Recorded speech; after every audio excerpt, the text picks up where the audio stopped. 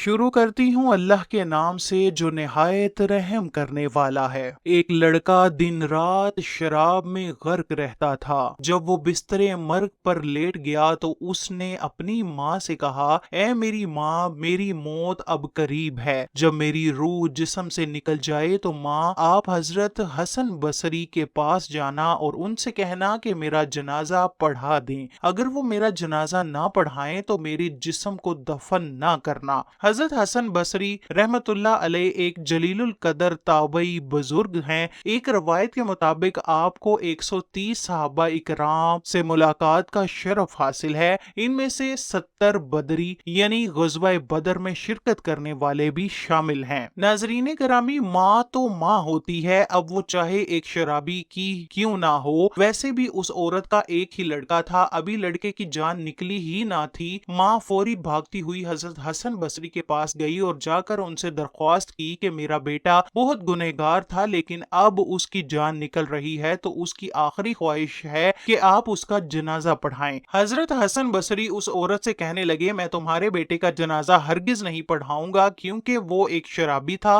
اس نے ساری زندگی مسجد میں جا کر نہیں دیکھا۔ میں یہ سنتے ہی رونے لگی، دوڑتی ہوئی اپنے بیٹے کے پاس پہنچی اور بیٹے کا سر گود میں رکھ کر کہنے لگی، کاش تو میری باتیں مان کر شراب نوشی چھوڑ دیتا، کاش تو نماز پڑھ لیتا تو آج تیرا جنازہ حسن بصری انکار نہ کرتے۔ ان کا کہنا ہے کہ جس بندے نے ساری زندگی اللہ کی نافرمانی کی ہے، میں اس کا جنازہ نہیں پڑھاؤں گا تو دور، میں تو جنازے میں شرکت بھی نہیں کروں گا۔ شرابی نوجوان یہ باتیں سن کر رونے لگا۔ نوجوان نے اپنی ماں سے کہا، اے میری پیاری ماں، ایک بات تو بتا دیجئے گا۔ ماں نے روتے ہوئے پوچھا، میرے بیٹے کیا پوچھنا چاہتے ہو؟ نوجوان نے کہا، اے میری ماں، مجھے اتنا بتا دیں کہ میرے گناہ زیادہ ہیں کہ اللہ رب العزت کی رحمتیں زیادہ ہیں، کیا میرا رب مجھے معاف نہیں کر سکتا؟ ماں نے کوئی جواب نہ دیا۔ بیٹا روتے ہوئے کہنے لگا، اے میری ماں، اگر رب کائنات تجھے ایک لمحے کے لیے اجازت دے دے کہ تو چاہے تو اپنے بیٹے کو جنت میں بھیج دے، اگر تیرا دل کرے تو اپنے بیٹے کو جہنم میں بھیج دے، کیا میری ماں تو مجھے جنت میں بھیجنا پسند کرو گی یا جہنم میں ڈالنا پسند کرو گی؟ ماں نے روتے ہوئے جواب دیا، میرے پیارے بیٹے، اگر رب کائنات مجھے ایک لمحے کے لیے بھی اجازت دے دے تو میں تجھے خود پکڑ کر جنت کا دروازہ کھول کر داخل کر کے ہی لوٹوں گی۔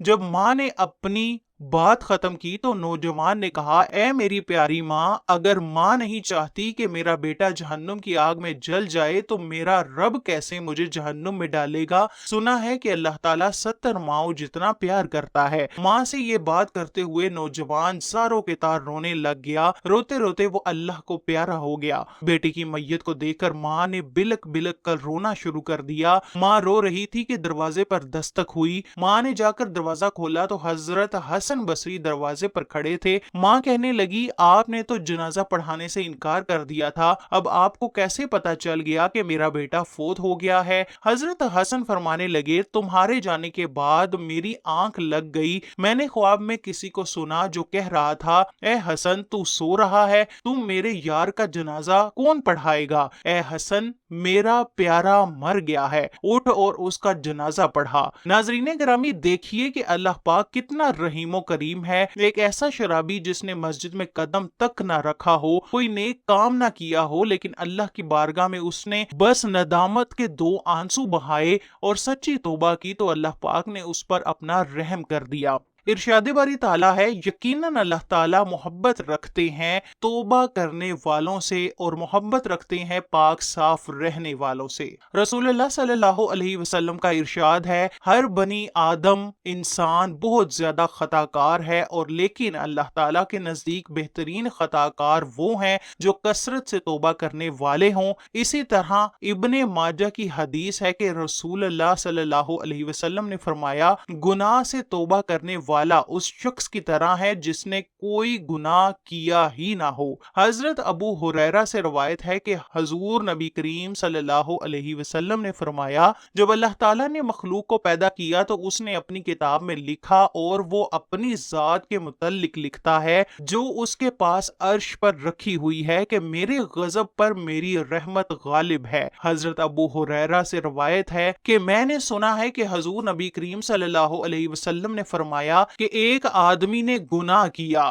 راوی نے کبھی یہ الفاظ کہے کہ ایک شخص سے گناہ سرزد ہوا تو وہ عرض گزار ہوا، اے میرے رب، میں گناہ کر بیٹھا، پس تو مجھے بخش دے۔ چنانچہ اس نے رب نے فرمایا، میرا بندہ جانتا ہے کہ اس کا رب ہے جو گناہوں کو معاف کرتا ہے اور ان کے باعث مواخذہ کرتا ہے، لہٰذا میں نے اپنے بندے کو بخش دیا۔ اس کے بعد جب تک اللہ تعالیٰ نے چاہا وہ گناہ سے باز رہا، پھر اس نے گناہ کیا تو اس نے عرض کیا، اے میرے رب، میں گناہ کر بیٹھا، بس مجھے بخش دے۔ اللہ تعالیٰ فرماتا ہے کہ میرا بندہ جانتا ہے کہ اس کا رب ہے جو گناہ معاف کرتا ہے اور اس کا باعث مواخذہ بھی کرتا ہے، بس میں نے اپنے بندے کو پھر سے بخش دیا۔ پھر وہ ٹھہرا رہا جب تک اللہ نے چاہا، پھر اس نے گناہ کیا۔ راوی کا بیان ہے کہ وہ پھر عرض گزار ہوا، اے رب، مجھ سے گناہ ہو گیا ہے یا میں پھر گناہ کر بیٹھا ہوں، بس تو مجھے بخش دے۔